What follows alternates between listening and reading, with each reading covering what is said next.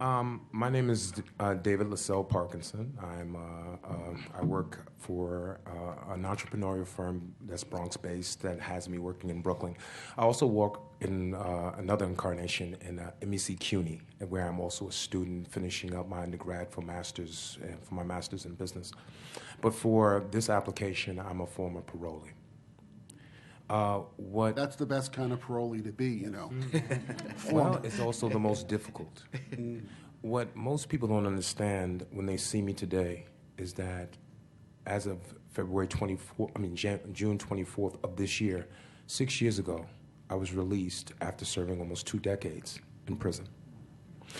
What I think is, it's surreal for me to be here. I had a prepared statement, but after listening to the testimony and seeing people who know me without knowing me, they understand my story. I think that we needed someone who would speak intelligently. This is why I was invited here, and I would hope that I was like number 5 on the list who could speak intelligently in reference to this. I can assure you I have no idea who gets on lists, sir. That's way above my pay grade. But I think there's also, I can't speak for people with mental illnesses. I never had a mental illness as long as I can possibly know. I'm not a member of the LBGT community. I didn't have a drug addiction. I just served almost 2 decades in prison and came home and understood what it was to be confused, to be lost, and to have situations that I was going to be facing after this traumatic experience. I'm not making excuses for it, not asking for sympathy, but understanding that even now, after all that I've accomplished and am trying to accomplish, I still face some of the same issues that people are dealing with today. So there's no, stabilizing of the situation. To put it into context, it's like a person who runs a marathon. You understand you got to run 26 miles. For a person in my situation, for every block that I run, I have to give the effort of a mile being run. So in the essence of housing, transitional housing, these things are far and away something that it's very difficult. It puts you in a different mindset. This is why a lot of people, to my understanding, have involved themselves in a revolving door of prison because of the undertaking. They are not aware of resources that are available. They are not adequately able to make themselves these resources effective for them. A person like myself who makes a decent living, like he said, and like other people who other panelists have said, we are discriminated against without being officially discriminated against. We face triple redundancy with a lot of programs that are out there supposedly, in theory, to help us, but are actually hindering us in ways that most people can't even understand. I sit here as an exception to the rule, not a fact that the system works. And this is what I think most people, and this is why I hope to offer to this panel, the perspective. Everyone speaks for us. I'm a person who hopefully am enunciating in an intelligent way what it is that we really need and how diverse and how long-standing the effects of what we've gone through changes a person. At the end of the day, even today, after all I've gone through, my housing situation is still not stable. There's a lot of things I have to deal with on a daily basis to make certain things happen. I still don't even own my own apartment. It's almost impossible for me to do that after going all over the world, after helping people who wouldn't rent me homes, helping their children get educations. A lot of things become very difficult for us. And I think that for most ex-offenders like myself, I mean, I can't speak for people who do and make poor decisions. For those of us who try to make better decisions and pull our lives together, all we ask for is a decent shot, not even a fair shot, not even a great shot. We don't want any handouts. All we want is a decent shot to get some kind of effective results from the effort that we put in. Thank you very much. Jeff, can I have a couple of questions for you? Sure. The first one had to do with your 445 or 455, whatever that thing was. You used the term incarcerated. And what I want to know is, do you break down the difference between the people who have been at Rikers and jails and people who have sentenced inmates. Because in my experience, for the record, I was a public defender in Brooklyn from 1987 to 1995 during the crack years. And there was a revolving door, particularly of people who had mental illness and other things, who would do petty crimes, trespassing, shoplifting, so on and so forth, who would have a great many visits to Rikers Island, but they never stayed more than a week, right? So that population and that experience, to me, can be a profoundly different experience than someone who spends 20 years, but even 4 years in a state prison system. So do you have statistics that break down whether or not the people that you're talking about, that you're serving, are in fact what the term of art that I would use for formerly incarcerated means of somebody who was in the state prison system, not somebody who was spent some time in the jail system? Sure. So my apologies if it's imprecise. When we started the program, of course, some of the language has evolved a little bit, and that tended to be the shorthand that was used to cover the people who were coming through Fuse. Most of the people who met that 445 criteria were often coming with these short-term periods in jails. In jails? Yes. Okay.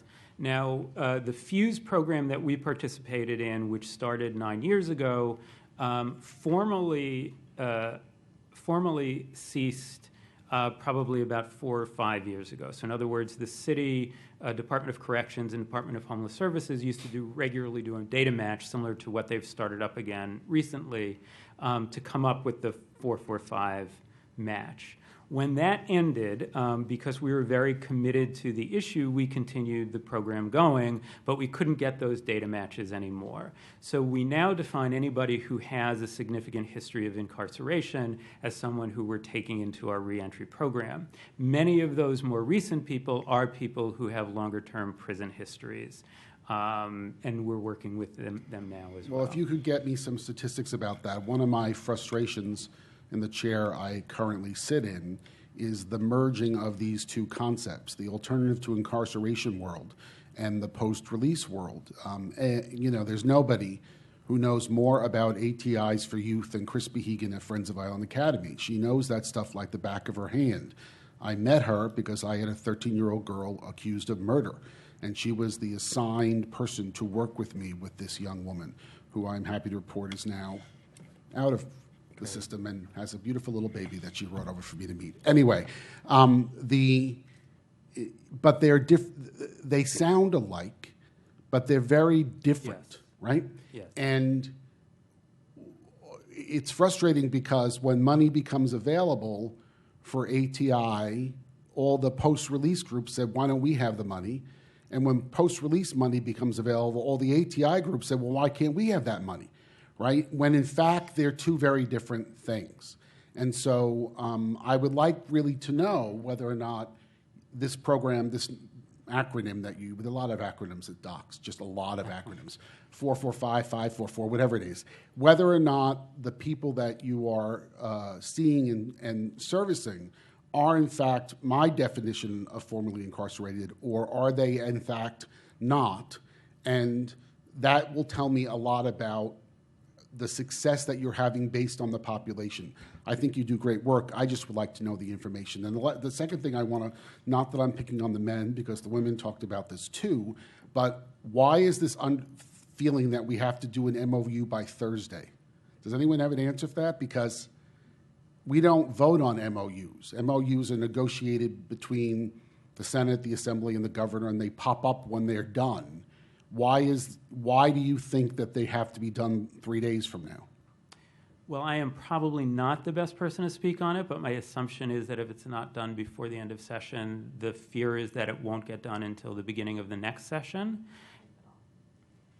Well, let me try to allay your fear about the only thing that does get done between June and January are things like MOUs that press releases can be released and parties can be had saying, look how good we did. So the idea that when I go back tomorrow and then don't know when I get to come home, that the people who are trying to finalize the end of session would be spending any time at all on MOUs seems unlikely. Well, but I think that's part of the concern, is that there is momentum now, and if it waits until, the next session, some of that momentum. Well, I'm suggesting it doesn't, that's a wrong assumption, that because it's not done by June 16th, that means that we're not going to do it till January. And I certainly will support you in putting pressure on the parties to do that. But I can't even imagine that it's on the list of what is being talked about by the people who are working 24 hours a day trying to get us out of here, or there, as the case may be. If one of the women wants to come up and answer that question, I'd be happy to come back. You can come back. You tell me who you are. Remind me who you are again, so it's on the record, and Sure. what your answer is to my question. Sure, thank you. Kristen Miller, CSH. Yep. So I think the timeliness of this now is that the $2 billion you've already approved. It's in the budget. We, you, all of us cannot use the money until the MOU is signed. So it's my understanding, it's our understanding, that, for instance, the Office of Mental Health has an RFP ready to go.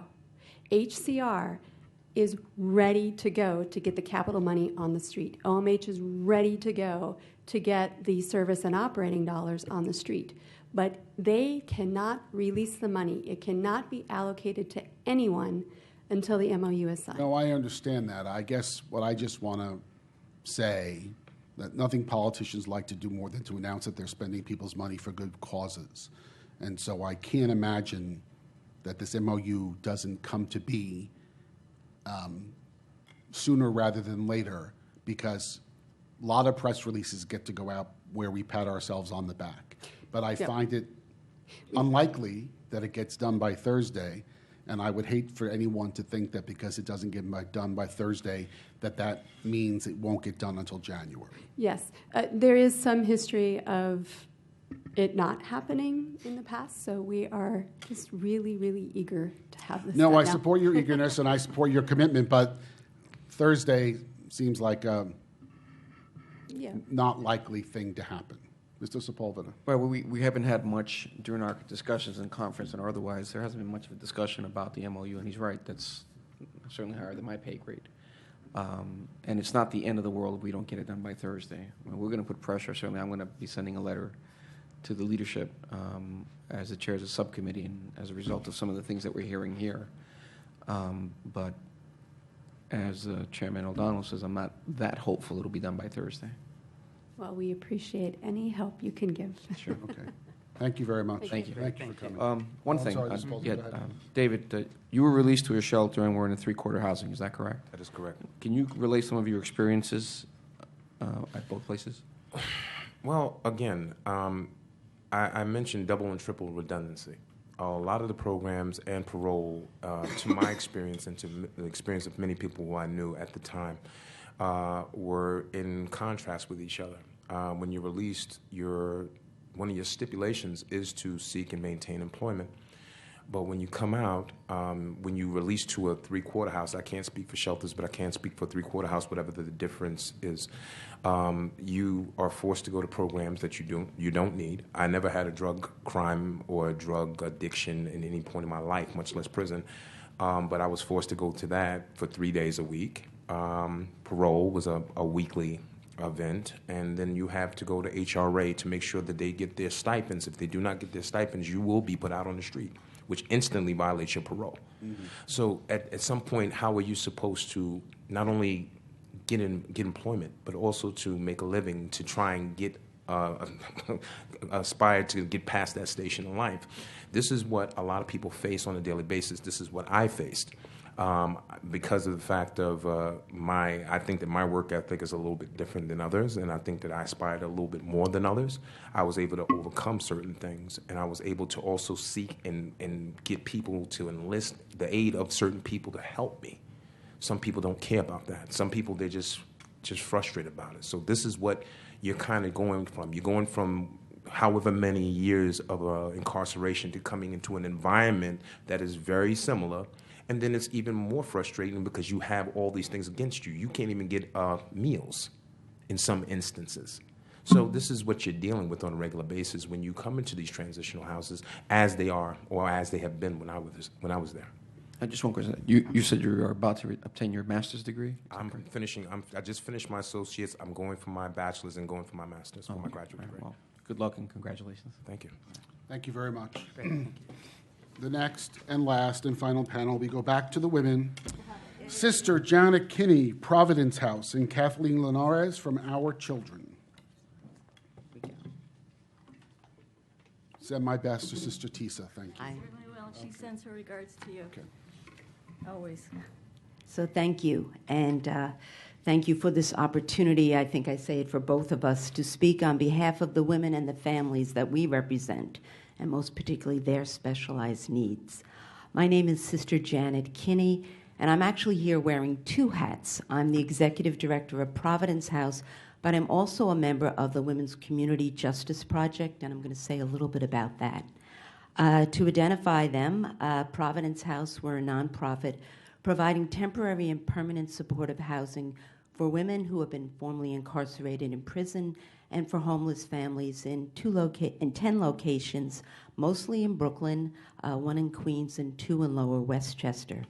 For close to 40 years, we've been successful in providing safe and secure housing with services to these women. I'm proud of our less than 5% recidivism rate for women who exit our reentry program. And I have to say, I think that's because our programs are purposefully small. They're relational. A number of them are actually in former convents, which have a lot of bedrooms. So they work. I have to say that they really work. And I will try not to repeat my predecessors, but I will just say that the continuum of housing options that are needed is very important. Most particularly the funding of the transitional residences, of which we run a reentry program of 25 beds for transitional, and it's predominantly on private funding. You probably know that at one time there were 2 DOCS contracts for women, 25 beds. 9 years ago, that became 1 contract for 15 beds, and it only funds 65% of the cost of that housing. So there is a dearth of funding for transitional housing. Also, I just want to say Liz's conversations with DHS and DOCS are to be applauded. We too have tried to dialogue in that area. One of our counterparts, Women's Prison Association, does run a adult single women's program. And the challenge is, because homelessness is at record high, those beds, although targeted for women coming out of Rikers or with criminal justice involvement, in fact, if the city needs a bed, they take the bed. Mm-hmm. So it is an issue. We would love to have, specialized programs that could serve those women that keep cycling between jail and Rikers. So just to say that briefly about our services. The other thing is the Women's Criminal Justice Project. Just to define that, it's a consortium of 5 human services agencies serving women. That's Housing Plus Solutions, Green Hope Services for Women, Women's Prison Association, Our Children, and Providence House. And we've created a pilot program designed to divert women from Rikers for the days, weeks, or months that they otherwise would be incarcerated awaiting disposition of their case. Each of our agencies have committed ourselves to providing the transitional housing and support the women would need during that pre-disposition time. As it stands now, we're doing it on a handful of private foundation grants. We kind of worked out a relationship with Cases, who is one of the agencies funded for the supervised release program. So they're funding 3 Providence House transitional beds to utilize for women that come through their supervised release program. So we're currently, the Women's Criminal Justice Project is also talking to CCI, who also has a supervised release project. So we are trying to be creative in finding the funding, but certainly support in continuing and expanding this program would be wonderful. I think we're all aware in this room that much research has been conducted on the gender-specific needs of women as there are important differences between male and female offenders in terms of their offending histories, their risk factors, and their life circumstances. We know typically women enter the criminal justice system for nonviolent crimes that are often drug or property related. They're less likely than the men to have extensive criminal justice histories, and thus they pose a lower public safety risk. They're more likely to have experienced poverty, sexual abuse, and/or other forms of victimization as children. They're also more likely to experience co-occurring disorders, for instance, substance abuse interlinked with trauma and/or mental illness. We see this day in and day out. Relationships are critical to women. How they define their self-worth and identity are closely linked with their relationships with others. Thus, the need for housing and services that are gender responsive and designed taking these aforementioned factors into mind is essential for their long-term success. Given the high rates of trauma and victimization that are experienced by these women, it is important that the physical environment and tone of the programs offered are based on safety, respect, and dignity, so they are not re-traumatized. The work of Providence House and the groups involved with the Women's Criminal Justice Project are based on gender-responsive treatment that is relational, strengths-based, trauma-informed, holistic, and culturally competent, and our success rates are reflective of those practices. The risk and needs assessment tools we use help facilitate the determination of the services that will address their needs, and the women are actively engaged in those treatment plans. It's all about engagement, motivation, and linkages to the supports that will fully integrate them back into the community. And the other thing that I want to emphasize, and I'm sure Kathleen's going to talk about this too, is that it must be emphasized when we talk about the needs of women, it's broader than just them. The criminal system often overlooks the fact that for the vast majority of women in prison, there are children who have been left behind. Research has shown there are clear connections between parental incarceration and childhood health and behavior problems, grade retention, as well as linkages to poor mental and physical health that reaches into their adulthood. Mothers who have been incarcerated are more likely to have been the primary caregiver, and this has a huge effect on the child. And not to mention that when the mother is ready to return home, there is no home to return to, as the child or children left behind either has entered the foster care system or is shuttled from one family member to the other, neither an optimal situation. If we are to stop the generational cycle of victimization and incarceration, we must treat the family unit and employ practices that facilitate family integration and reunification. So programs such as the Women's Criminal Justice Project can mitigate the risk to these children by offering an alternative solution to detention at Rikers and separation from their mothers while the women are awaiting the disposition of their case. The program and housing programs such as those that Providence House offers are a clear and proven solution that Housing with Services works. As I close my remarks, I just want to share with you a few quick stories. You know, many women in our reentry program, while eager to return to their families and communities, they struggle with the uncertainty and anxiety about how to live independently. And we see time and again, and Kathleen can, I'm sure, justify this as well, it's amazing to see how they flourish and how they want to give back. There's women like Terry, whose first job when she got out was in building maintenance. She returned to college. She graduated with a bachelor's in hospitality and hotel management. She recently was promoted to an assistant facilities director position at a multi-location nonprofit. We were able to help her to move to her own apartment.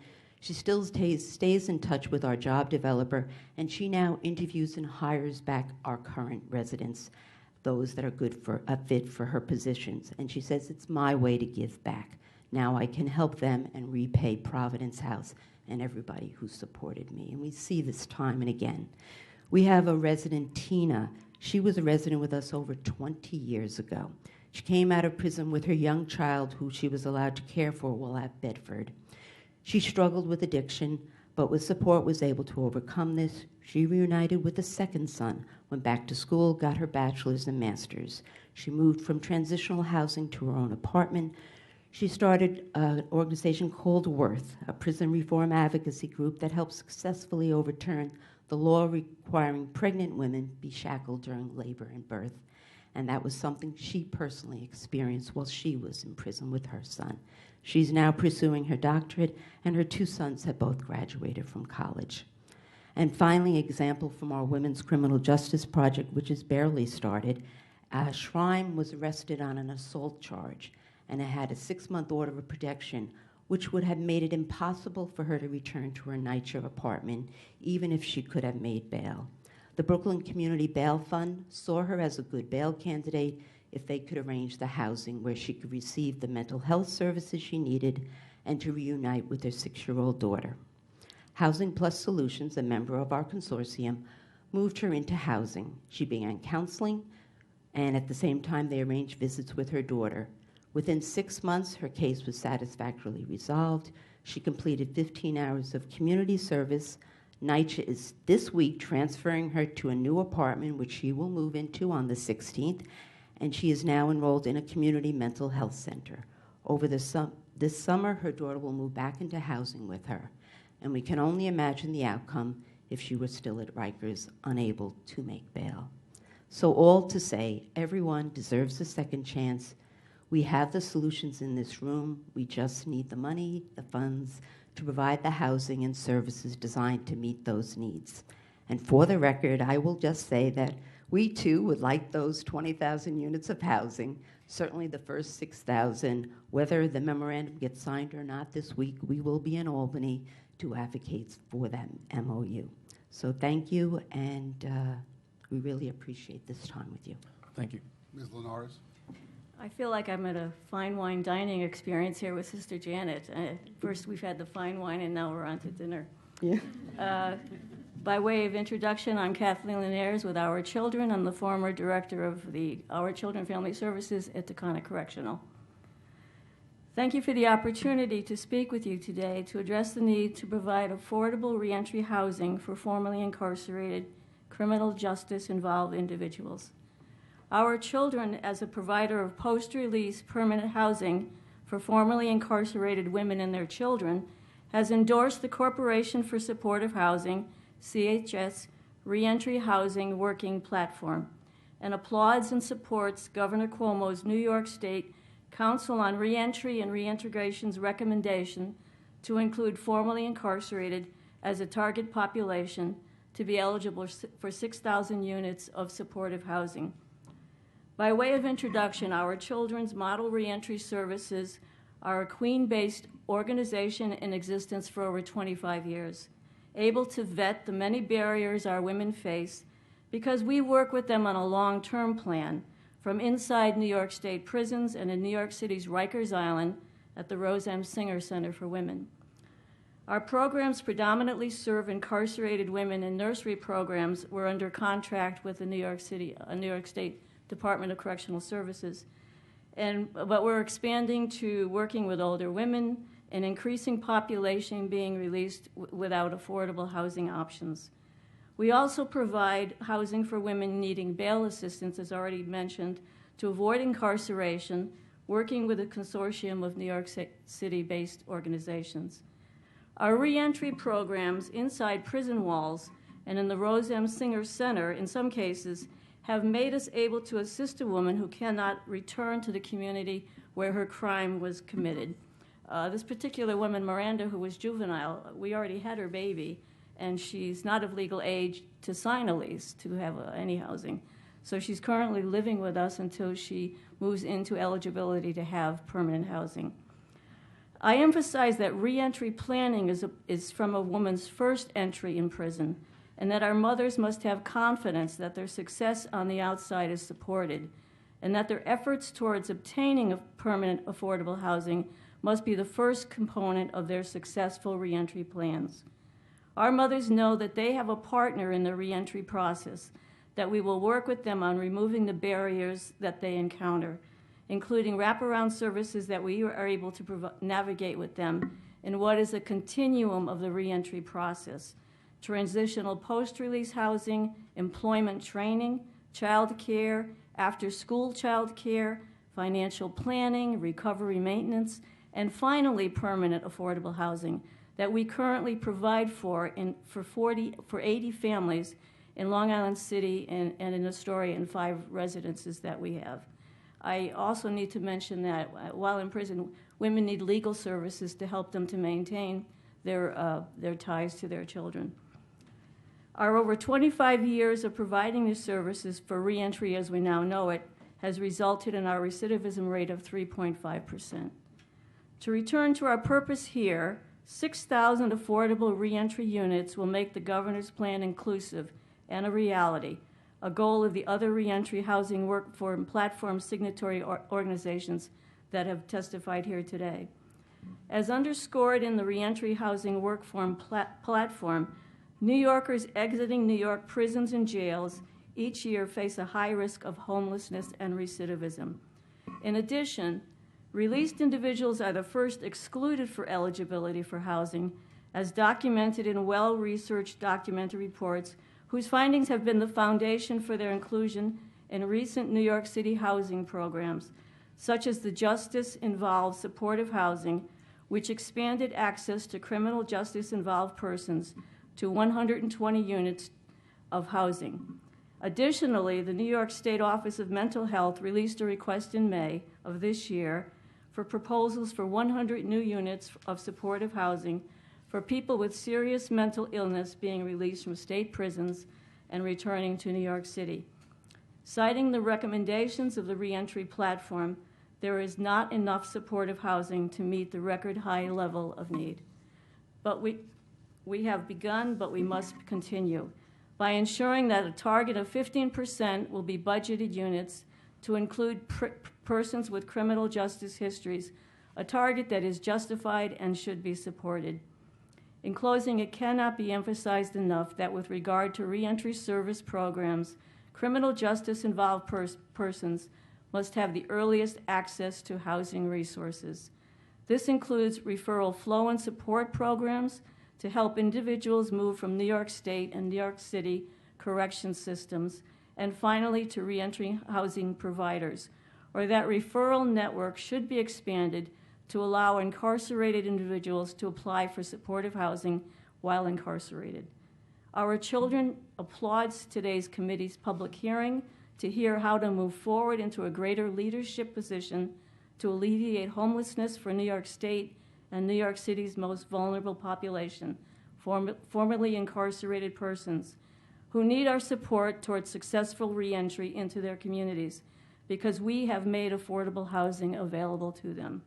We look forward to implementation of all the recommendations you are hearing about today, especially the recommendation to have an MOU signed.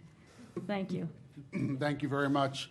I just want to add that in my capacity as chair, I have visited all the women's prisons, yes, as well as the Rose M. Singer Center at Rikers. Not present today because it's a religious holiday.